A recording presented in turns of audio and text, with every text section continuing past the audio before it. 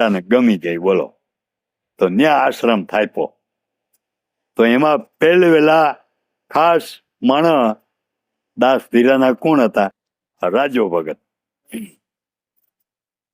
એ જાતાણે આયર સમાજની વાડી, રામાખીમાની વાડી, એ બધી રાજા ભગત આગળ હતી. અને એ રાજા ભગત કોણ? કારા સવજી છે ને, કારા સવજી, સવજી ભીમા, ભીમા હામત રાજા. ઈ રાજા ભગત ને એને દાસ ધીરાને એકબીજાને ઘણી વાર બે માંથી એકેને હાલે નહીં. આવો બેને મેળ. ઈ દાસ ધીરાની જગ્યામાં સેવા કરવા લાગે છે. દાસ ધીરો આડાવરા ગયા હોય તો પૂજા પાઠે પણ આ કરે. આવી રીતે એક દી દાસ ધીરાને એમ થયું કે મારે દ્વારકા ભગવાનના દર્શન કરવા જવા. તો રાજા ભગતને કે તમે એક દી તમે બધો આશ્રમ સંભાળજો, હું છે ને દ્વારકા દર્શન કરી આવું. તો બાપુ એ કે દ્વારકા દર્શન કરવા જવામાં હું બીજું, સવારે પૂજા કરીને જાજો, દર્શન કરી ગોમતીજીમાં નાય પાછા આજે આવતા રહેજો. એમ નહીં, મારે મંગલા આરતીના દર્શન કરવા. તો કઈ વાંધો નહીં બાપુ, સવારની પૂજા કરીને જાઓ, એક રાત રહેજો ન્યા. અમે એમ આખાને ધીરા બાપુ ઉપર બધાને ભાવના. મેં એક દી ફરતા ફરતા એક સાધુ સુપાત્ર આવ્યા. એની બધું આશ્રમમાં જોયું, એને બધું આ જગ્યા આશ્રમ ગમી ગયો સમજા. તો એને એમ થયું કે મારે અહીં ચાતુર્માસ ગાળવા. ચાતુર્માસ એટલે 4 મહિના. એટલે જે જૈન ધર્મીના સાધુ છે ને બધા 4 મહિના ચુમાહાના ક્યાંય જાય નહીં, એક જ જગ્યા ઉપર રહીએ. તો એને એમ થયું જો આ મને રહેવા દે ને તો મારે 4 મહિના ભજન કરવું. એટલે એની દાસ ધીરાને રાજા ભગતને વાત કરી કે મારે 4 મહિના રહેવું, તમને વાંધો ના હોય તો. ઓલા બે રાજી થયા. તમારા જેવા સાધુ અહીંયા તપ કરે એવા અમારા ભાગ ક્યાંથી, તમને બધી હગવટ કરી દઈ. તક આશ્રમમાં ને થોડુંક મારે નદાયું ઝૂંપડી બાંધી. પછી અટાણે ચણિયારા સામે એ વાડીમાં ઝૂંપડી બાંધી હતી.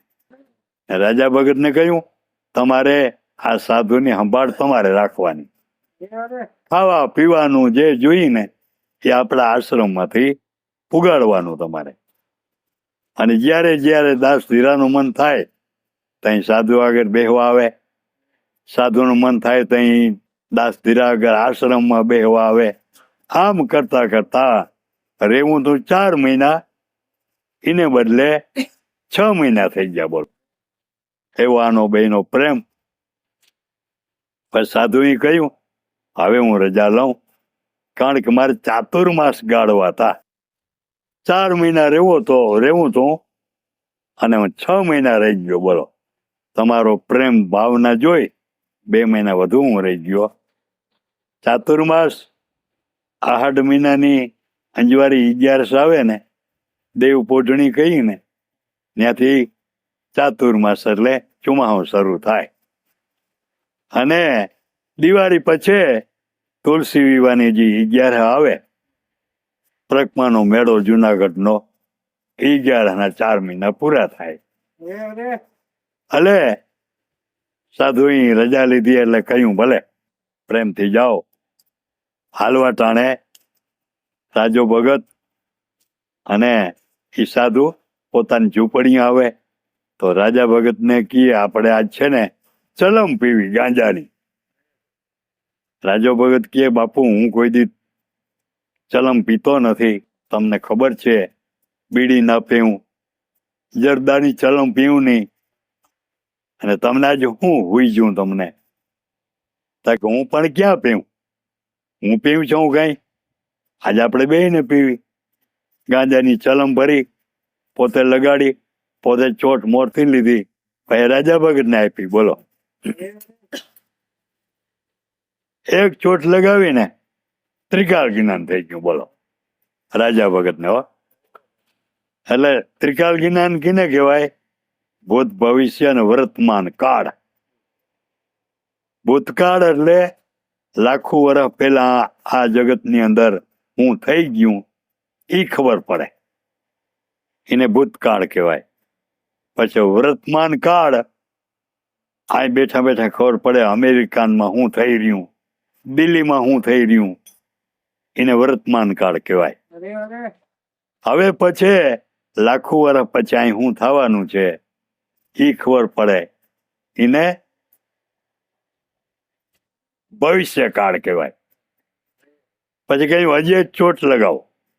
બીજી ચોટ લગાવીને તા તો જમીનમાં ક્યાં પાણી છે, ક્યાં ધાતુ છે, ક્યાં ધન પડ્યું, ક્યાં બોક્સાઇટ છે, બધી ખબર પડવા માંડી. કે હું રાજા ભગત? તાક બાપુ આ જમીનમાં હું છે ને મને અહીં બેઠા બેઠા ખબર પડે. બરાબર. હવે ત્રીજી ચોટ લગાવો. ત્રીજી ચોટ લગાવીને તાતા માણસ, પશુ, પંખી એના શરીરમાં રોગ હોય ને એ બેઠા બેઠા એને ખબર પડે કે માણસના શરીરમાં આ રોગ છે, માલને આ રોગ છે. બાપુ મને એ કે પશુ, પંખી, માણસના શરીરમાં શું રોગ છે ને એ મને બેઠા બેઠા ખબર પડે. બોલો, બરાબર છે. હવે આ તન વસ્તુ છે, એમાં એક વસ્તુ તમારે રાખવાની છે, બે વસ્તુ પાછી મૂકી દેવાની. આ ત્રણમાંથી વસ્તુ માગી લ્યો, કઈ તમારે વસ્તુ રાખવી? મને બાપુ આ જે રોગ છે ને એ રોગ મટાડવાનું મને આપો. ઓલી જમીનમાં બધી વસ્તુ પડી ખબર પડે એ જોતી નથી, ત્રિકાળ જ્ઞાન જોતું નથી. તાકે એક ચોટ હજી લગાવો, ચોથી ચોટ લગાવીને ઓલી બે વસ્તુ અદ્રશ્ય થઈ ગઈ. બોલો, આ એક જ રહી. એટલે રાજા ભગત વૈદ્ય એટલા બધા પ્રખ્યાત થયા હતા, ગમે કોઈને દર્દ હોય આવીને સાંભળું રહ્યું ઉભે ને એટલે કહી દે કે તમને આ રોગ છે, એટલે ઈ જાતની દવા દે, રોગ મટી જાય. બોલો, કોઈ જનાવર લઈને આવે, દર્દ મટાડી દે.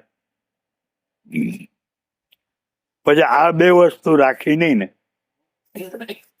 એટલે સાધુ બહુ રાજી થયા એના ઉપર.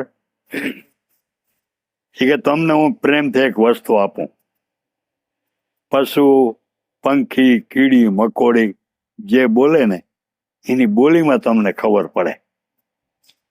તમને કોઈ પૂછે ને તો તમારે જવાબે દેવાનો. બોલો, પણ પૂછ્યા વિનાની વાતો કરવી નહીં, તાગી પાકું જાઓ. એટલે રાજો ભગત છે ને પશુ, પંખી બધે એની બોલી જાણતા. બોલો, અને એની ખાતરી એક આપી. એ રહેતા ક્યાં અટાણે જો એ કોઠા ગળેજીનું જૂના મકાન છે ને ન્યાજીનું રહેણાંક હતું. ન્યાજી કોઠાવાળાનું દુકાન આગળ કોઠો હતો ને એ કોઠામાં પીપરો હતો, અને રૂંઢાના 5 વાગે બધો દાયરો ત્યાં બેઠો હતો ઓટા ઉપર. ધોળે દિવસે ભેરવ બોલી પીપરા ઉપર. બોલો, એટલે બધા મીંડા કેવા અટાણે ધોળે દિવસે આ ભેરવ બોલે એ હારી ના કહેવાય. તાર બધા ક્યાં હાર્યા? રાજા ભગત પૂછો ને આમાં આ ભેરવ શું કહે છે? બધા પૂછ્યું રાજા ભગત આ ભેરવ?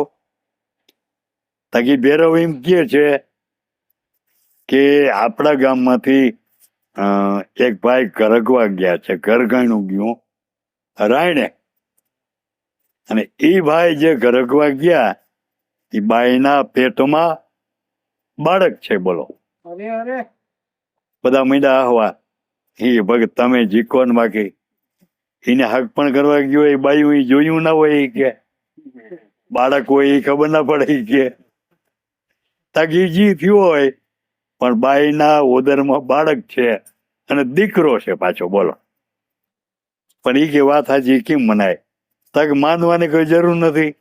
હાજે ઘર ગણું અહીંયા આવી જાય. અને બાઈને આમાંથી ગાડું હાલતું થાય ને, બાઈને ગાડામાં દીકરાનો જન્મ થઈ જાય. બોલો, હાજે આવે એટલે પૂછી લેજો ઈ કે. તે બોલો બધું સાચી વાત પડી. દીકરાનો જન્મ થયો. આવા રાજા ભગત આપણા ગામની અંદર આવા માણસો આપણા ગામની અંદર થઈ ગયા છે. પછી આજકાલ કરતા કરતા નામ ધૈર્ય હોય એનો નાશ તો થવાનો હોય.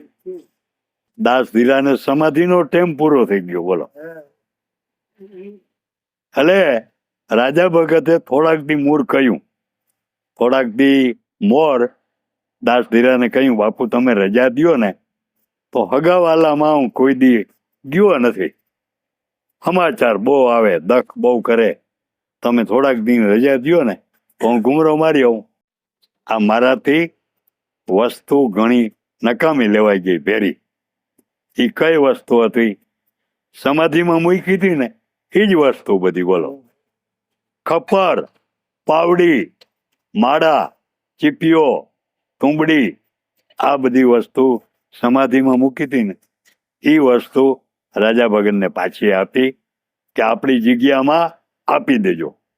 આ ભૂલ ભૂલાઈમાં મારાથી ભેરી લેવાઈ ગઈ. મારે હાચોવી નકામી. રાજા ભગતને કઈ ખબર ન મળે. ભલે બાપુ હું નક્કી આપણે જુનાગઢ પરકમામાં મેળામાં હું આવી, ત્યાં આપણે ભેરા થાઉં. ભલે તમે તો આવજો, પણ ગામના માણસને પણ ભેરા લેતા આવજો.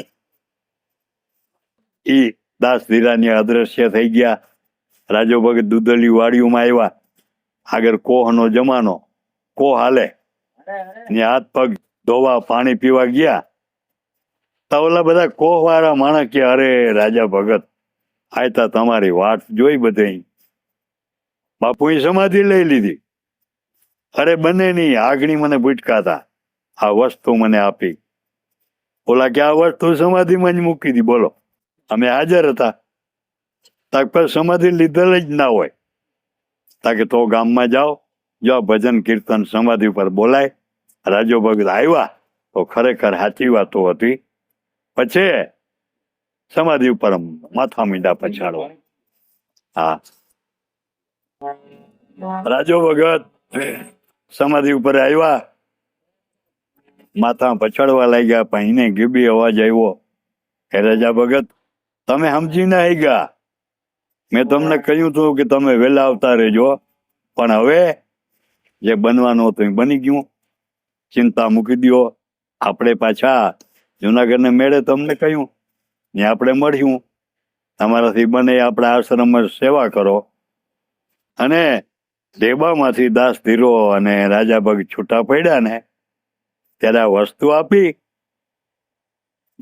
અને એક બીજી વસ્તુ એને કહી કે મારે કે મહિનો રહેવાનું થાય આની કોરા. એમાં કોઈ સંગ આવી જાય, પૈસાની જરૂર પડે તો અમુક જગ્યાએ એક હાંડો ભરેલો છે પૈસાથી. એ માણસોને કેજો કાઢી લઈએ, પૈસાની જરૂર પડે તો. આ નિશાની આપી હતી. ના કે તો ગામે કોઈ માનવા તૈયાર ન થાય. આવીની વસ્તુ આપી તો ગામ લોકો કે આ વસ્તુ અમે સમાધિમાં કે મૂકી હતી. બરોબર છે, પણ હવે આ પૂજામાં રાખી દો. અને તમને બીજી નિશાની આપી. ગામ લોકો બધા માણસો કીએ આ મને કહ્યું અમુક જગ્યાએ પૈસા ભરેલો એક હાંડો દાટેલો છે. એ કાઢી તો નક્કી થઈ જાય પૈસા છે કે નહીં. અને જો એ પૈસા નીકળે તો સાચી વાત માનવી આપણે. બરોબર, જમીન ખોદી પૈસા નીકળ્યા. ભાઈ બીજું કયું? આ બીજું આપણે પ્રકમામાં ભગતના દર્શન કરવા હોય તો આપણે જવાનું કહ્યું છે. ભલે તો આપણે ત્યાં જાઉં. એ 11 આવીને એને અગાઉ બે દિવસો આખા ગામમાં રાજા ભગતે કહ્યું બાપુને મળવું હોય તો હાલો. એની વચન આપ્યું છે હું તો જવાનો, પણ ભાગમાં ન હોય ને ગામમાંથી કોઈ માણસ તૈયાર નથી. બોલો, વાઢનો સમય હતો. કોઈ કે મારે આ કામ છે ને કોઈ કે મારે આ કામ. કોઈ ન ગયું. એક રાજો ભગત ગયા તો 10 વાગે કહ્યું તું હું દામા કુંડ ઉપર બેઠો છું, વાટ જોઈ 10 વાગ્યા સુધી. આ દી ઉગે ભેરા ગયા તો ત્યાં દાસ ધીરો બેઠા હતા. બોલો, થાળી કાઢી રાજો ભગત પગમાં પડી ગયા. અરે બાપુ, તમે છેતરાય કે અમને? તાય ભગત, વાત તમારી સાચી છે. સમય પૂરો થાય પછી કોઈ રેવાતું નથી. મેં તમને કહ્યું તું જ કે વહેલા આવજો, તો તમે મોડા થયા. હવે આપણે 5 દિવસ ભેરા રહેવાના. 5 દિવસનો મેળો છે, પણ ગામના લોકો બીજા કેમ ના આવ્યા કોઈ?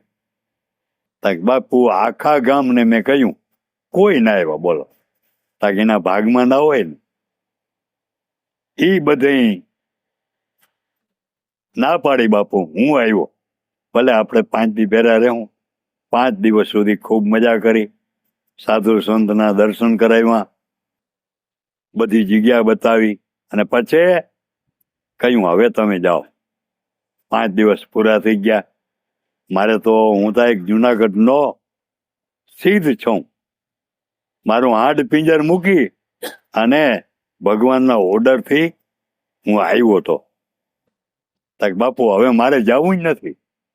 રાજો ભગત કહે તમે રહ્યો જ ને મારે રહેવું.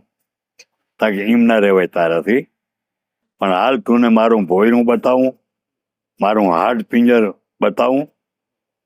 એ જંગલમાં કીમણાથી લઈ ગયા. એ રાજા ભગતને કઈ ખબર ન રહી. એ પોતાનું જે ભોયરું હતું ને ડુંગરમાં ત્યાં લઈ ગયા ને કહ્યું જો એક હાડ પિંજર હતું. કે જો આ મારું હાડ પિંજર, આ મારું હાડ પિંજર મૂકી અને હું ત્યાં દાસ ધીરાનું રૂપ લઈને આવ્યો હતો. તારે જોવું હોય તો મારો આ જીવ છે ને એમાં પરોવી દઉં, એટલે મારું દાસ ધીરાનું આ શરીર પડી જાય, હાડ પિંજર હાજ્યું થાય. રાજો ભગત કઈ ખેલ કરો, મારે જોવો. એ બોલો, એ આમાંથી જીવ કાઢીને હું જીવ હચરી ગયો. આ શરીર દાસ ધીરાનો તો એ પડી ગયું, અને ઓલું હાડ પિંજર હાજું થયું. રાજો ભગત મેડા રાડું નાખવા. હે બાપુ, ઈ નહીં, હતા એમ થઈ જાઓ, હતા એમ થઈ જાઓ.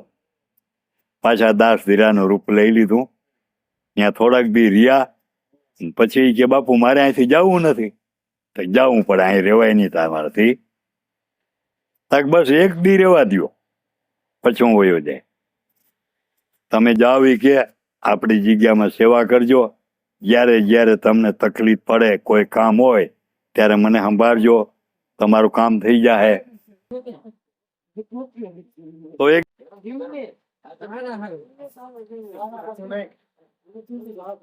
સત્સંગની વાતો કરતા હતા, અને રાજા ભગતને આખું વિચાઈ ગઈ. પાછી આખું ઉગડીને તાતા બોલો એ દામા કુંડ ઉપર બેઠા હતા. બોલો, બોલું ભોયરું ને બધું ક્યાં ગયું? પછી રાજા ભગત સમજ્યું હતા કે હવે છે ને બહુ કોઈનો છેડો ના લેવાય. નંદાણે આવતા રહ્યા. તંદી થયા ને આપણા નંદાણાને અંદર થઈ ગયા, ને એને 300 વર્ષ પૂરા નથી ત્યાં હજી. પણ અટાણે આપણે બધા એને ભૂલી ગયા. બોલો, કારણ કે માણસ તો છે ને એ તો 6 મહિનામાં ભૂલી જાય.